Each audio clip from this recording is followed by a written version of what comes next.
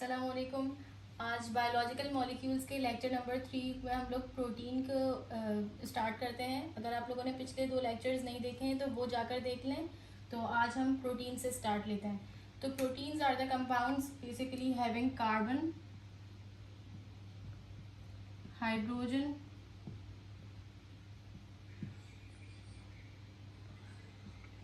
Oxygen and nitrogen. इनके पास nitrogen भी होता है और कुछ प्रोटीन्स के पास जो है फॉस्फोरस,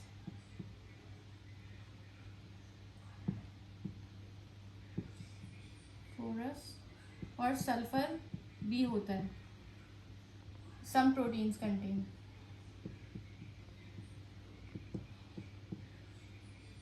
और कुछ के पास जो है आयरन, मैग्नीशियम और आयोडीन भी होता है।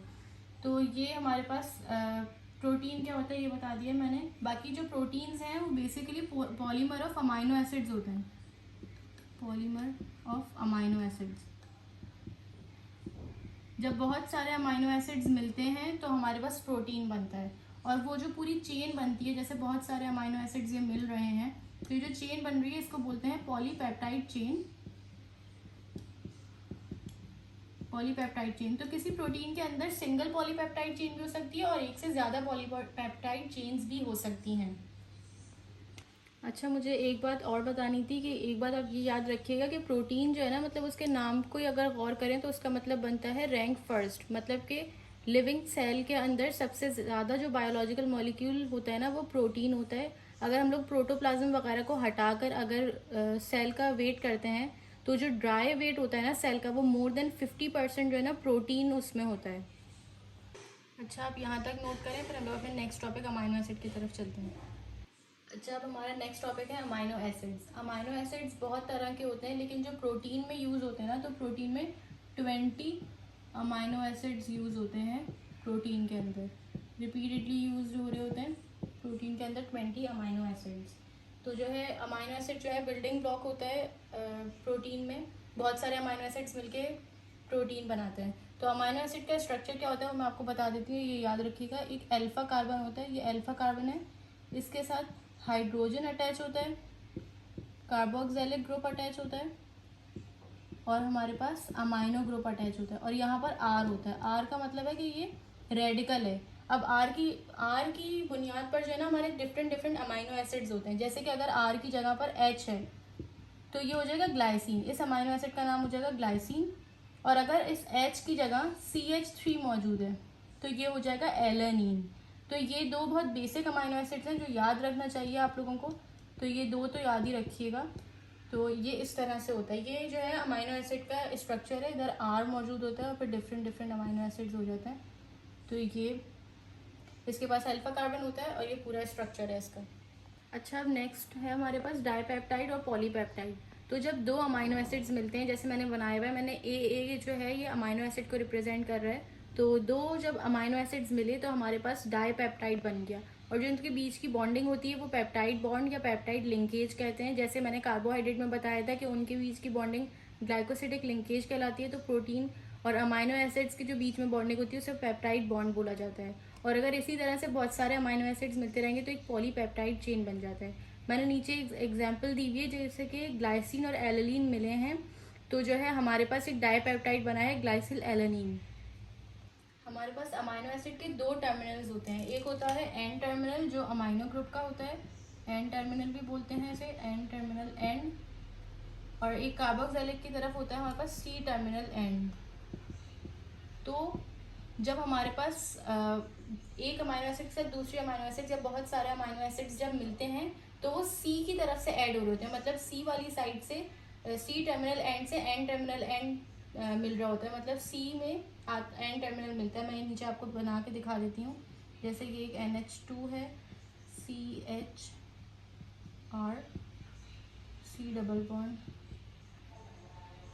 प्लस ये इसको मैं इस तरह से बना रही हूँ क्योंकि मैं भी बताती हूँ कि मैं इसको ऐसे क्यों बना रही हूँ। CHR और C डबल बॉन्ड। तो इधर देखें कि हमारे पास ये C टर्मिनल है और ये N टर्मिनल है। तो कार्बोक्सिलिक अपना OH देगा और N अपना H देगा, तो ये वाटर रिलीज हो जाएगा। जैसे मैंने पहले बताया था कि हाइड्रोलिसिस में वाटर कंडेंसेशन में वाटर रिमूव होता है, डिहाइड्रेशन सिंथेसिस होती है और 2 मोनोमर्स पॉलीमर बनाते हैं, तो ये एक डाईपेप्टाइड बन जाएगा वाटर रिमूव होने के बाद। अच्छा, अब नेक्स्ट टॉपिक है स्ट्रक्चर ऑफ प्रोटीन। तो हमारे पास 4 तरह के स्ट्रक्चर होते हैं प्रोटीन के: primary structure, secondary structure, tertiary structure और क्वाटरनरी स्ट्रक्चर। तो अब हम लोग प्राइमरी स्ट्रक्चर को डिस्कस करते हैं। तो प्राइमरी स्ट्रक्चर में जो है लीनियर अरेंजमेंट होती है, मतलब स्ट्रेट चेन में अरेंजमेंट हुई भी होती है, लीनियर अरेंजमेंट।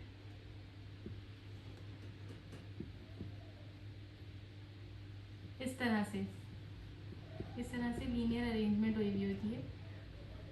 और इनमें जो बॉन्डिंग होती है ना, जैसे इसके बीच में जो बॉन्डिंग है, ये बॉन्डिंग होती है पेप्टाइड बॉन्ड, बॉन्डिंग होती है पेप्टाइड बॉन्डिंग होती है। इसकी एग्जाम्पल, प्राइमरी स्ट्रक्चर की एग्जाम्पल होती है इंसुलिन।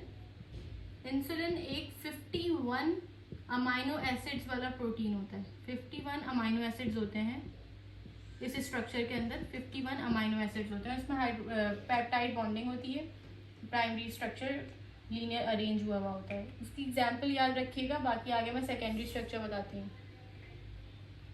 अच्छा, अब हमारे पास नेक्स्ट जो स्ट्रक्चर है वो है सेकेंडरी स्ट्रक्चर। तो सेकेंडरी स्ट्रक्चर में जो है हेलिकल अरेंजमेंट होती है, जो मैंने वहाँ पे बनाई हुई भी है, हेलिकल अरेंजमेंट हुई भी होती है।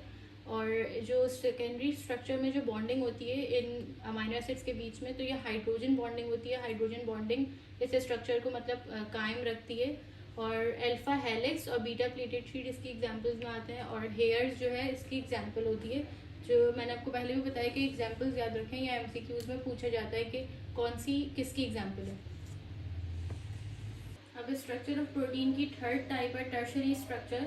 तो टर्शरी स्ट्रक्चर कब बनता है? जब सेकेंडरी स्ट्रक्चर बहुत ज़्यादा फोल्ड होता चला जाता है, मतलब बहुत दफ़ा फोल्ड होता रहता है, तो फिर हमारे पास टर्शरी स्ट्रक्चर बन जाता है। और इस स्ट्रक्चर में बॉन्डिंग आयोनिक बॉन्ड्स और डाइसल्फाइड बॉन्ड होते हैं। मतलब टर्शरी स्ट्रक्चर जो कायम रह पा रहा होता है वो आयनिक बॉन्ड्स और डाइसल्फाइड बॉन्ड्स की वजह से ये कायम होता है। और जो टर्शरी स्ट्रक्चर की एग्जांपल है वो लाइसोजाइम जो है टर्शरी स्ट्रक्चर की एग्जांपल होती है।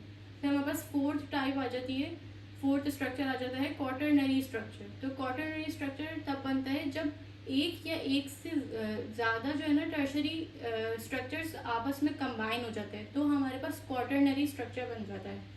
तो इसमें जो बॉन्डिंग होती है वो हाइड्रोफोबिक बॉन्डिंग होती है, और इसकी एग्जांपल हीमोग्लोबिन होता है। और क्वाटरनरी स्ट्रक्चर या तो होमोजेनस भी हो सकता है और हेट्रोजेनस भी हो सकता है।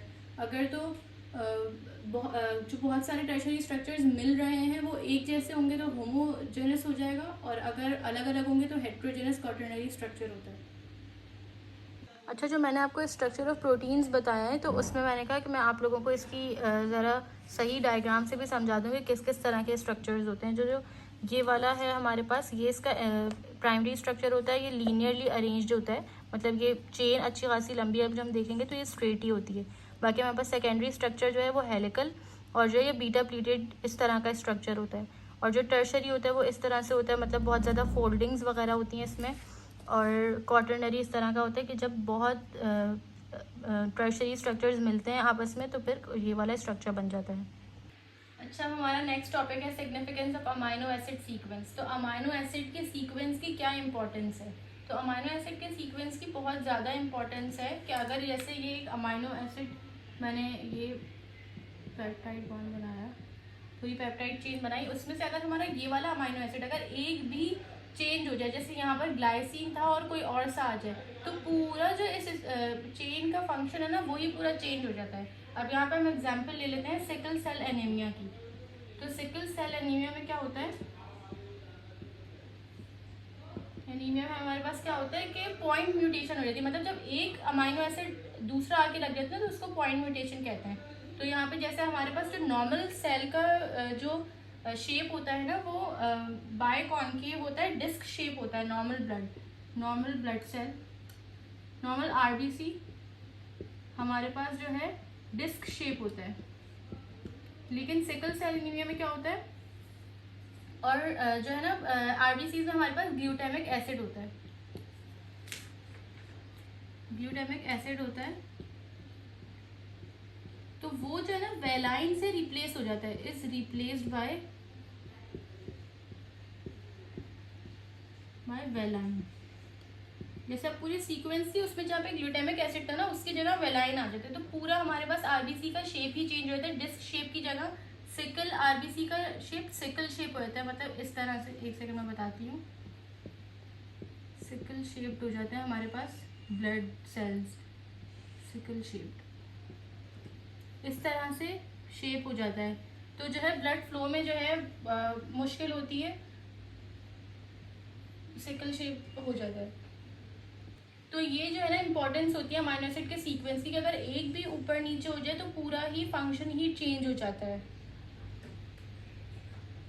अच्छा, अब नेक्स्ट टॉपिक में मैं क्लासिफिकेशन ऑफ प्रोटीन्स की, मतलब एक और क्लासिफिकेशन होती है, ये दो में क्लासिफाई करता है, फिब्रस प्रोटीन और ग्लोब्यूलर प्रोटीन। ये राइट साइड पर जो लिखा हुआ है वो आप उधर फोकस कर लें।